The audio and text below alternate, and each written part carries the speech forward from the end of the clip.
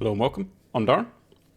Today we're going to talk about the 9070 XT and how it is changing the landscape of gaming for AMD users and probably for Nvidia users. Because, let's be honest, this GPU is a bit of a shake-up. It's a shake-up for AMD users. It's probably a shake-up for Nvidia users. And that's because it's bringing Nvidia-like features, and that has actually caused such a FOMO for this GPU that people are actually selling their 7900 XTXs, which is very surprising. But as someone that runs both, and probably certainly in the last generation preferred what the Nvidia GPU offered me, I can completely understand why. I'm just surprised it's taken this long for people to get on board. Now, what I will say is, if you really need that much VRAM, then you're not this person, because you need the VRAM. So if you need 24 gigabytes of VRAM, you're keeping your 7900 XTX, and I have no argument against that. If you're not, then you're running a 4090 or a 5090 or a 3090 if you really need that much VRAM. And some people do. Some people obviously want to play heavily modded games, and I probably for VR, maybe. I don't know. I don't have VR. I can imagine VR uses a lot of VRAM because it has to store way more information than obviously what a screen does. So those people are excluded from what I'm about to say. But for the rest, I'm not going to say I'm surprised, because I've said this for a long time. And the reason is, if you've watched this channel, you'll know that obviously I ran the 7900 XTX and the 4080, the last generation. Both very good GPUs. I didn't have a bad time with either.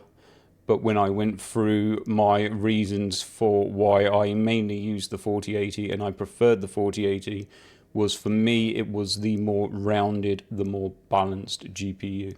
I didn't have to, let's say, I had to give up more on the XTX because I never ran into a situation where the XTX offered me more than the VRAM.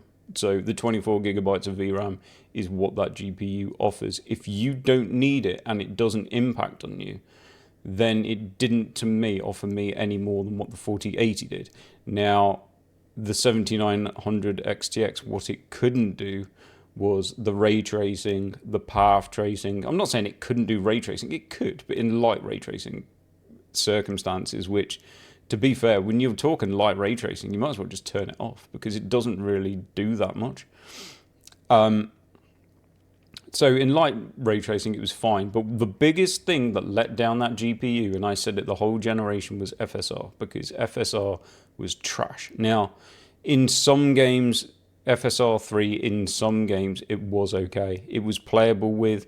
If people, I'm not going to tell people you cannot play with it. What I will say is, I play at 4K, and there's a reason that I play at 4K, and that's because I like graphics. If I cared about high FPS, I wouldn't play at 4K. If I didn't care about good graphics, I wouldn't play at 4K.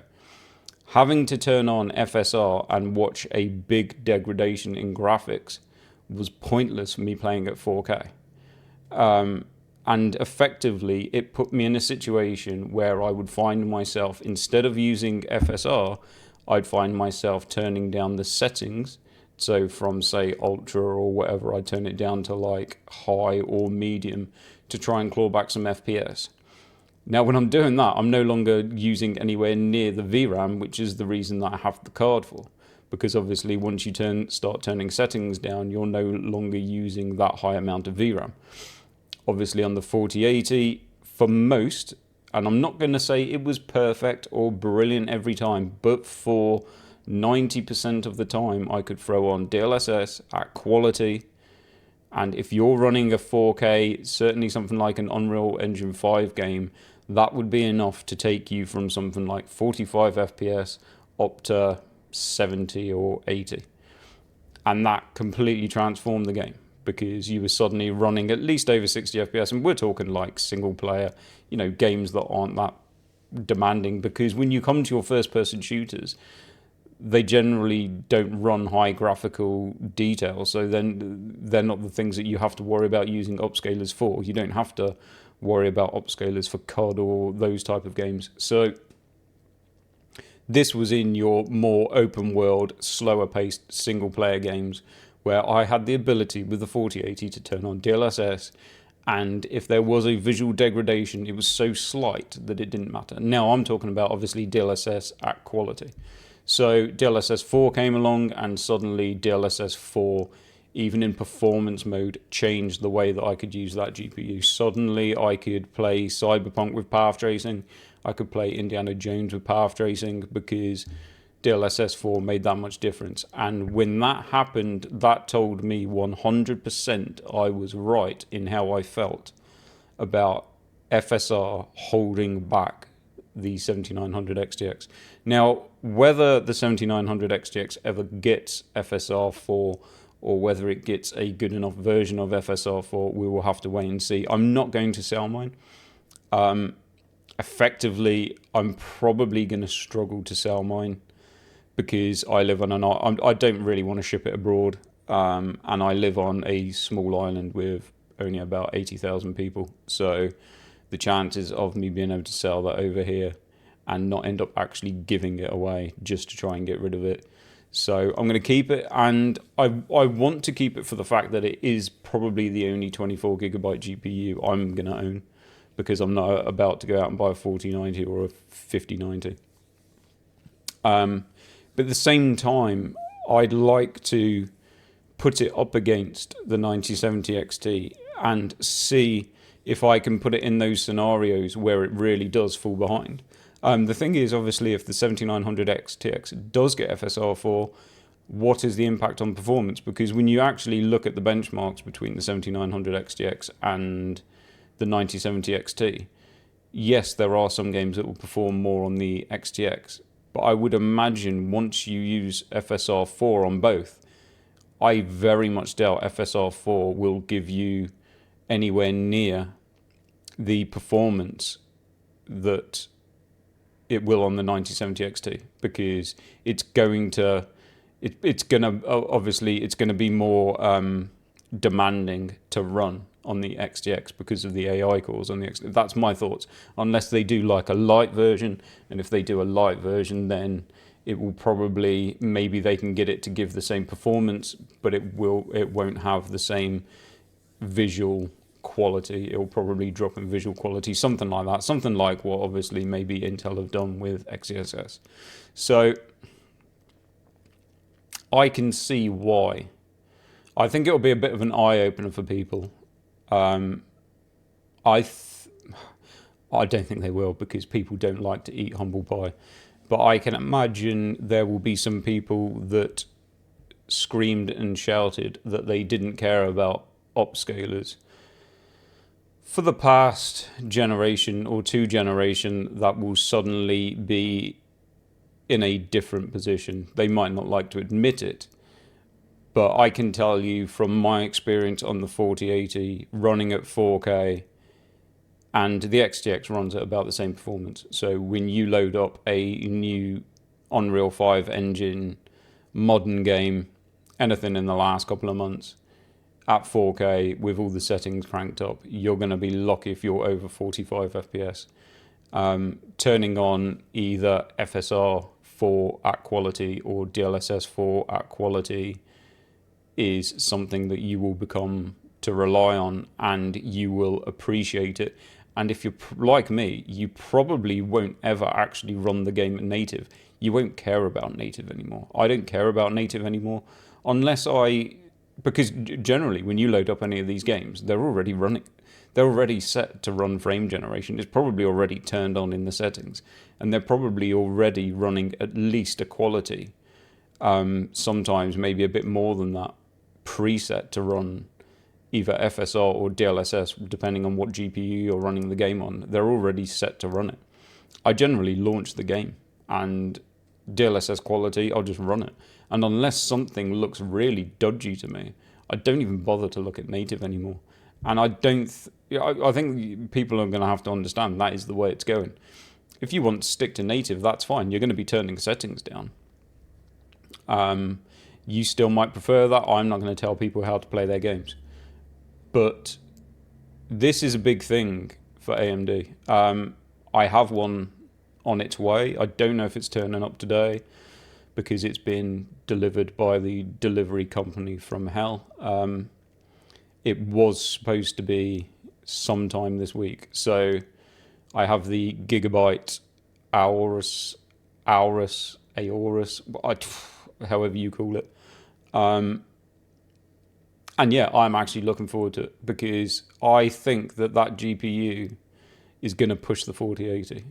It won't in path tracing, but in everything else, it's going to beat it in certain games on raster performance. FSR4, from what I've seen, looks really good. And it doesn't have to be as good as DLSS 4.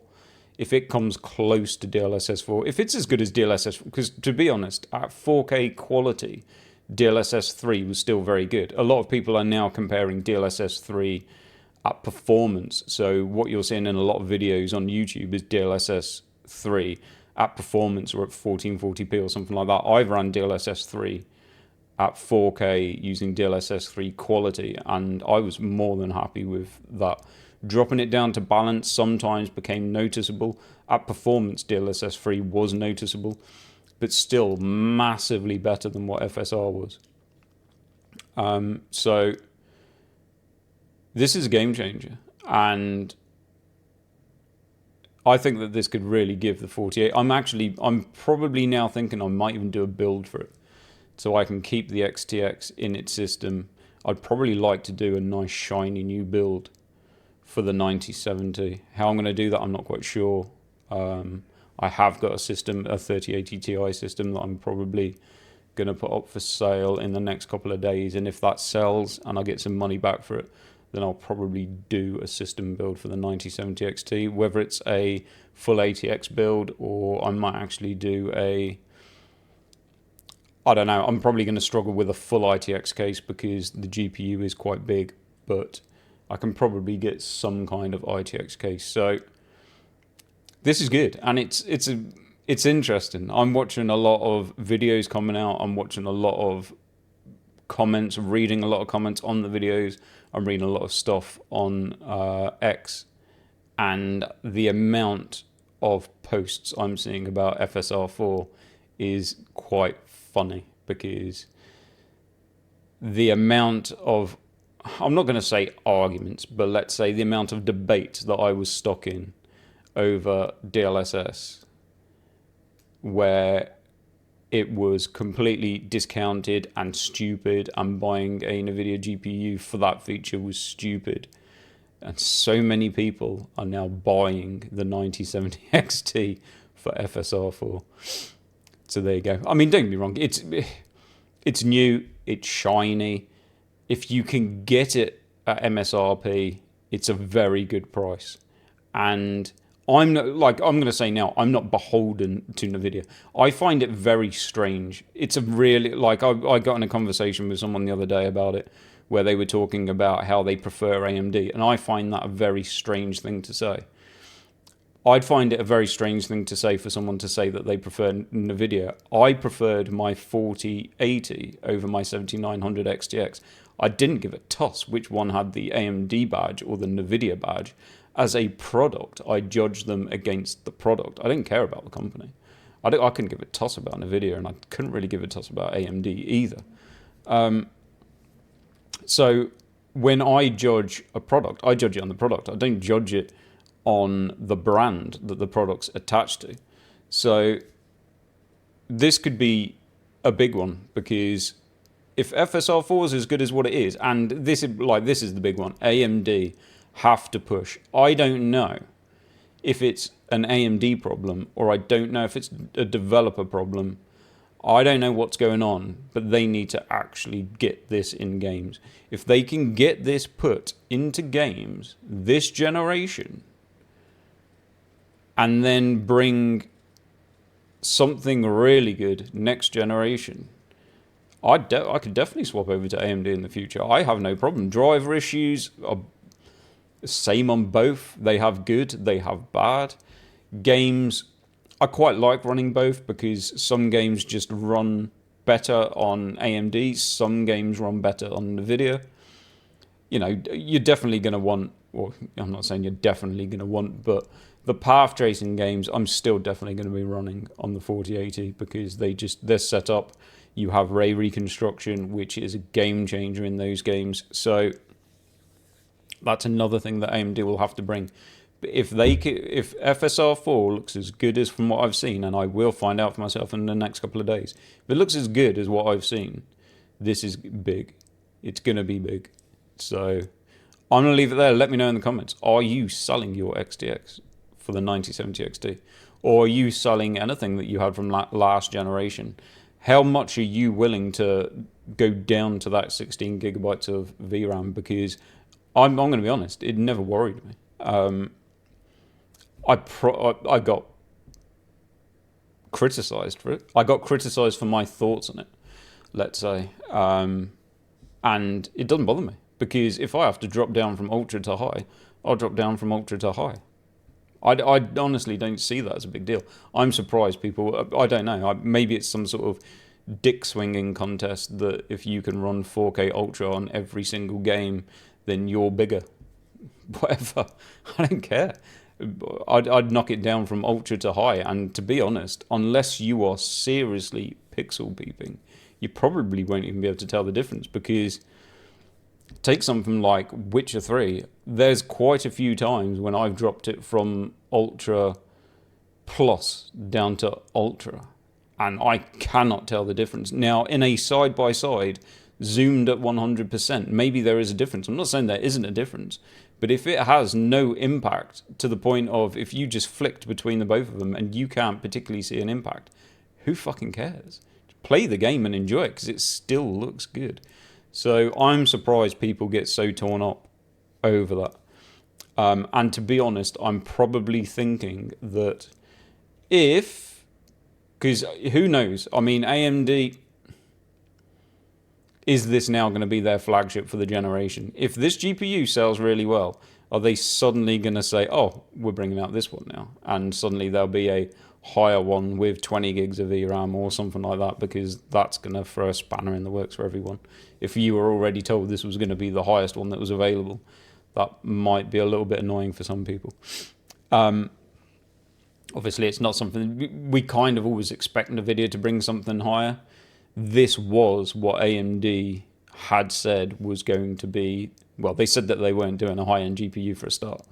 So this is supposed to be their flagship. If they bring something else over it now, I'll probably be a little bit aggravated because I would have waited.